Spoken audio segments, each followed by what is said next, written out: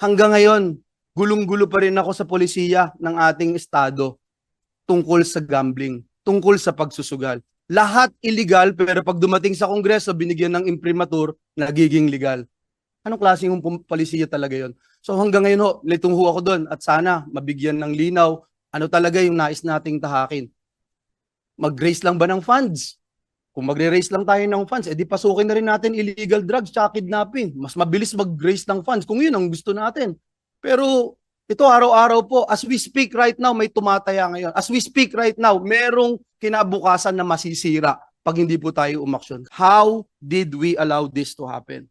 And let us be clear, online gambling is not just a matter of financial loss. It's strongly associated with serious mental and physical health issues, broken relationships, family conflict, increased cases of domestic violence and suicide, crime against persons and property, and ultimately, the erosion of opportunities and dignity in the lives of many Filipinos. Sa madali pong salita, Mr. Chairman, sa sugal po ay hindi lang salapi ang itinataya, pati kinabukasan ng pamilyang Pilipino.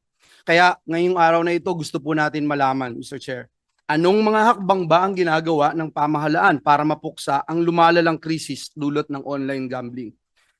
Binan natin yung Pogo, nag, nag, nag-shine naman tong online gambling at binanggit nyo kanina, Mr. Chairman, this time around, Pilipino na ang talagang target, hindi lang mga banyaga.